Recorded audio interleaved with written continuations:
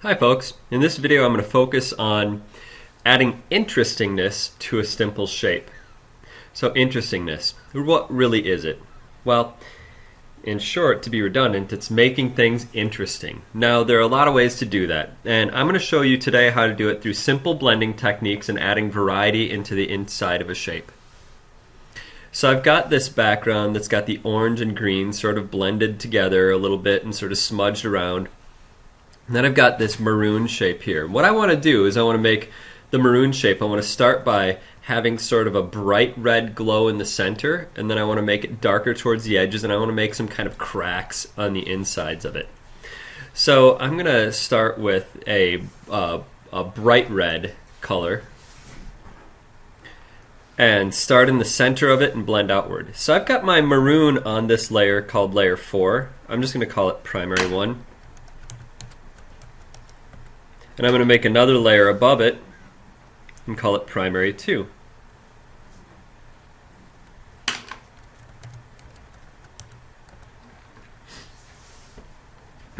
So I've got my bright red and I've got my brush. I'm going to zoom in a little bit better, so a little closer so I can see it better. And I'm going to start with a low opacity, somewhere around here, and start by building up some bright red in there. You can see there's a pretty nice contrast between that dark red and the light red, and I'm going to even go darker towards the edges so that this red, bright red seems more meaningful. So I'm going to lower the opacity way, way down, and I'm going to start to blend this out.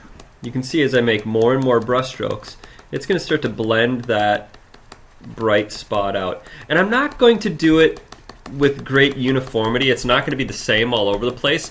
Maybe in some places the color will blend out more smoothly. Maybe it'll be more of a rough blend in some areas. Like I want the red to trail up towards the top a little bit more and then much less down towards the bottom. So I'm going to have a smooth blend, and then it's going to be more abrupt right on this side over here. So this brush is working for me okay. I might want to try a different brush too, just to get a little bit of a variety of texture in there as I'm blending.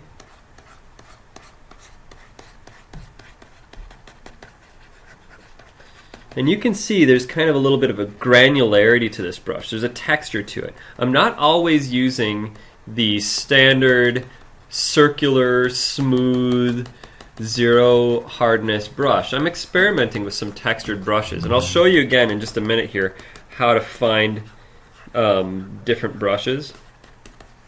I showed you in class before, but I'll show you again. So you can see it's over here the red is more intense on the left side, and then on the right side it's less intense, and I'm going to really play this line up as we move on.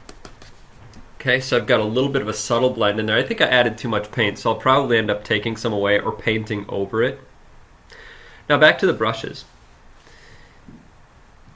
Right here, there's a little menu. You see that? That little circle with the black triangle? That little menu allows us to add brushes. Each one of these is a different brush that you can add. I'm going to add DP brushes. I'm not sure what that one is. I'll click on it, and then I'll choose Append. Append will add those brushes to the end of the list. If you just click OK, it's going to replace all the brushes that are there. I don't want to do that. I just want to add these brushes. So there we go. I've added some brushes to the end of the list, and there's some kind of cool ones in here. I don't know what I'll do with them. Some of these I'm not a big fan of. If you just blop this brush down, oops, you just blop some paint down with this brush. It's got kind of a cool pattern, but it's a very obvious pattern. If I see this, I know it, and oh, that's that sunburst brush. But if you work it up, you can get some really interesting textures on the edge if you use it with a variety of other things. And I'll talk about that in another video, how to deal with variety in that way. But I want to get rid of all this, so erase it. For now, I'm going to go back here and grab another brush. Maybe I'll grab this brush here because I liked that texture. I'll make another layer above this. I'm going to make this primary dark.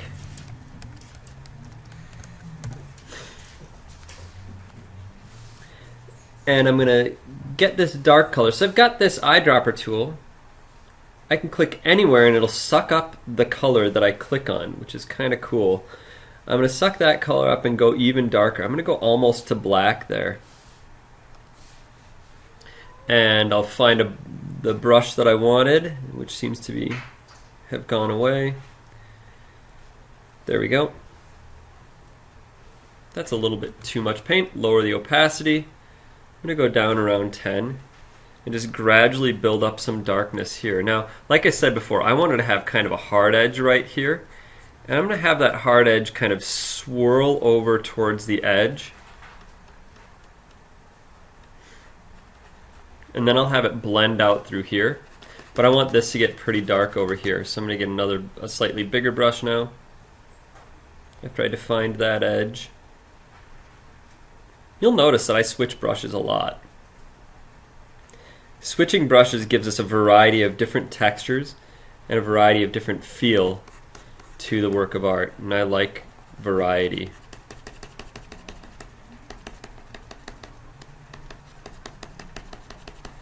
So I'm darkening this down. I want to go even darker. I'm going to grab a different brush again. Maybe I'll grab this one. See what this does.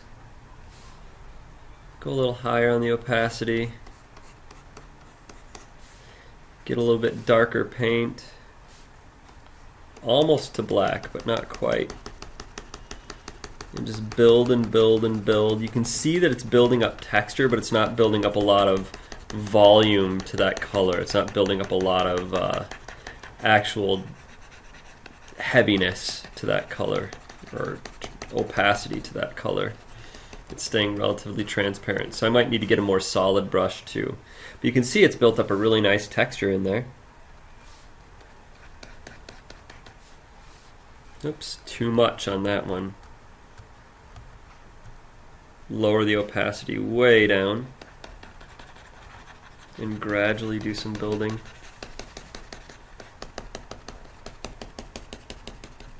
So this is ending up looking kind of rocky and textural. Now I'm going to find my soft edge brush. Bring the opacity up just a little bit. And put some solid, soft paint in here. Over some of those textures, maybe make it just a little bit bigger. So it's going to look almost like a deep shadow in this area.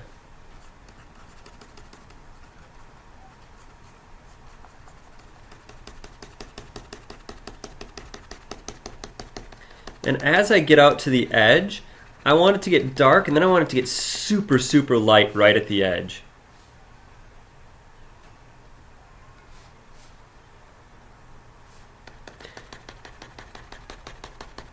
Notice if I want to make a more subtle, smooth blend, I lower the opacity way down. If I want to make it more abrupt, I raise the opacity up. See, it lays down more paint when I raise the opacity higher. But I think 8 is too high here. I want to go lower because I just want to add little bits of paint in this area.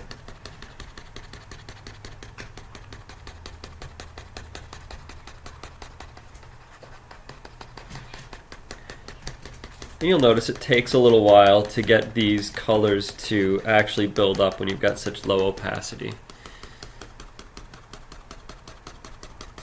I'm going to zoom out and see how this looks from zoomed out. That looks pretty good. I've got that bright spot in the center. I want this to feather out just a little bit more. In other words, I don't want it to be such an abrupt end there with the red. So I'm going to come back here, get my red,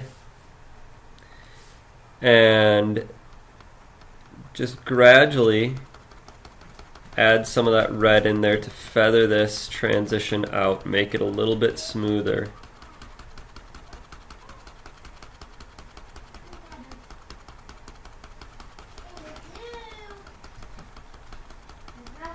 It's a lot of brush stroking. Okay, now that looks like more of a smooth transition. You can't really see that spot in the center as much there. Now I said that I wanted to have kind of a hard, bright red edge. So I'm going to get a brush that's going to be kind of a hard edge. Something like this. I'm going to make another layer down below this darkness. And I'm going to go higher on the opacity. 50-ish%. That might not even be high enough. I might even go higher at some point, but I'm going to make this edge, and I might actually drag this up to the very top.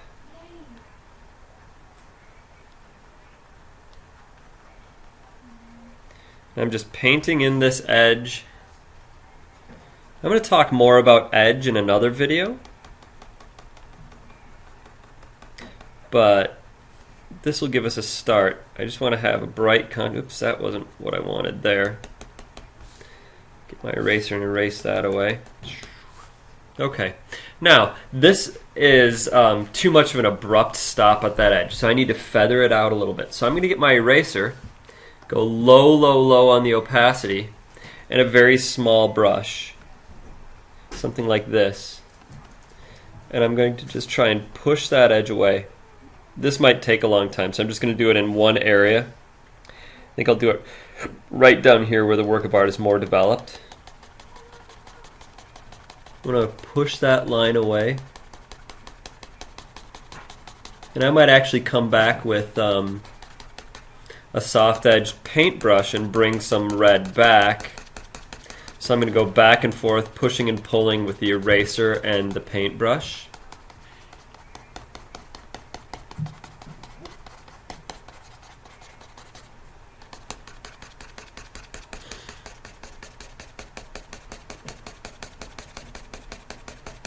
Just gradually taking that paint away with lots and lots of little brush strokes. I'll come back with my paintbrush, very small, very low opacity, and sort of build up some red paint to make that transition blend smoothly.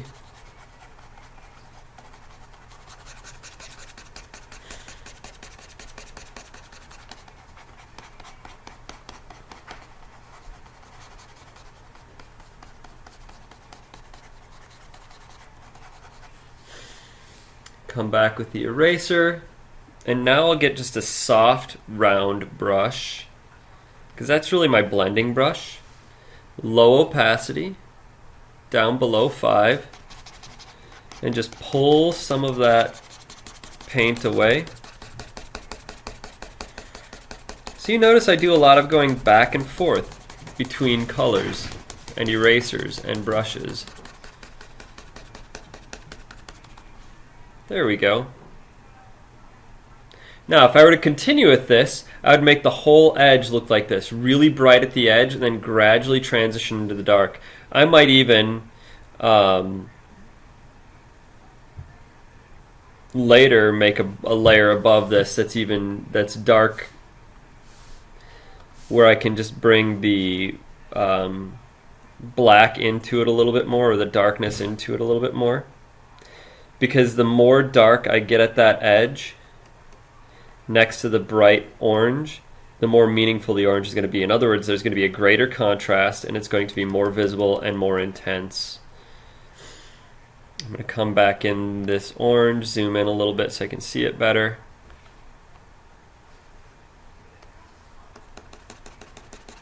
There we go. I'm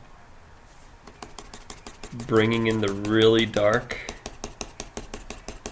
to blend that edge a little bit.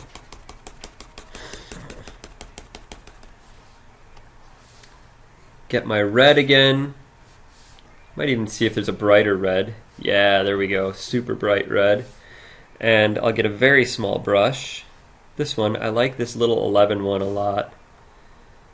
And go a little higher on the opacity and just super bright edge right here.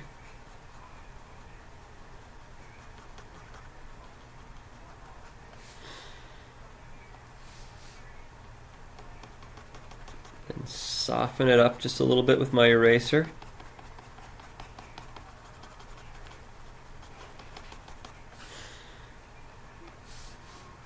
Lower the opacity even more with the paintbrush and bring a little bit of paint into it.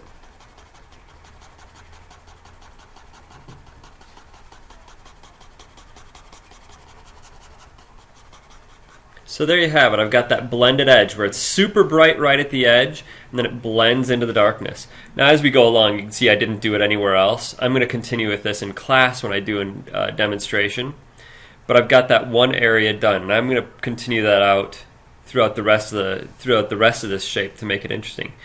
The next thing I want to do is add some cracks into it. I want to make it look like it's cracking right at this point.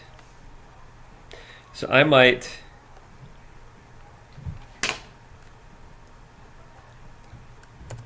make a new layer here.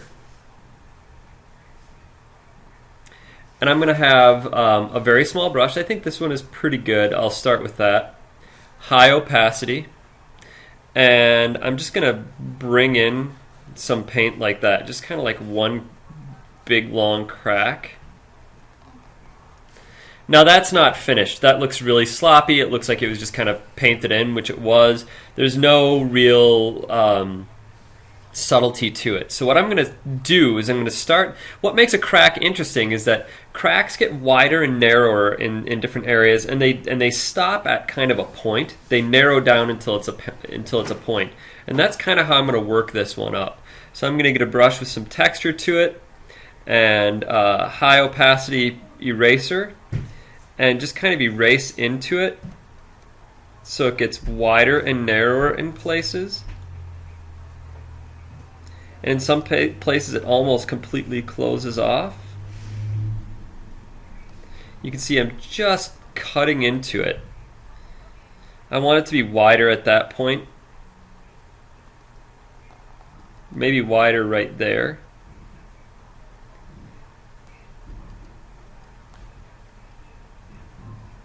I like that little jag in there, so I'm going to kind of amplify it by cutting in a little bit there.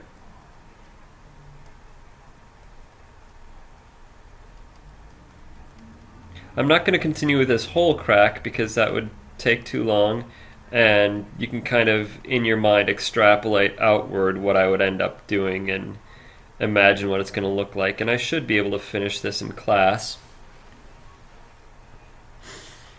Okay, so that looks pretty good. Now, to make it even more meaningful, I'm going to have maybe a really bright spot on the inside. Maybe I'll take a bright yellow and make it super, super tiny. So I'm going to get a brush that's going to be basically, I'm going to go down to almost the 1 pixel range here. Yeah, I will go down to the 1 pixel range. And I'll get bright yellow. I'm going to zoom way in. And I'm just going to add some super bright yellow in here. Oops.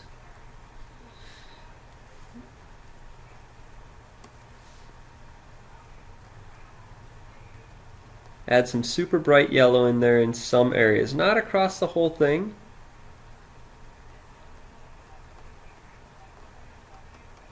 It doesn't look like much right now because, well, I'm so far zoomed out, or zoomed in rather.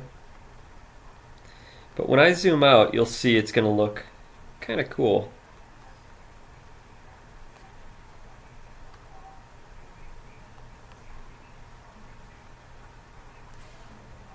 Okay, I'll zoom out. You can see now that when I'm zoomed at 100, you can see that bright yellow edge. Now, to make that more meaningful, on the outside of it, I'm going to make a really dark edge. And I'm going to go all the way down almost to black here. And right at the edge, make it super dark. Zoom out just a little bit.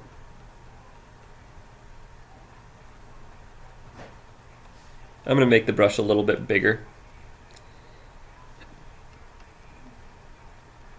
Ah, that's not the right color. That's a yellowish black. I need a reddish black.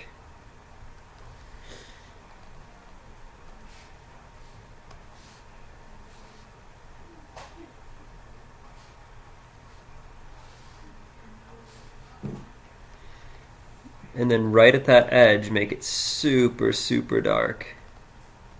Then I'll have to blend that out, as we all know how to do. Get my eraser, soft edge, make it a little bigger. Oops, too big. Lower the opacity. and blend.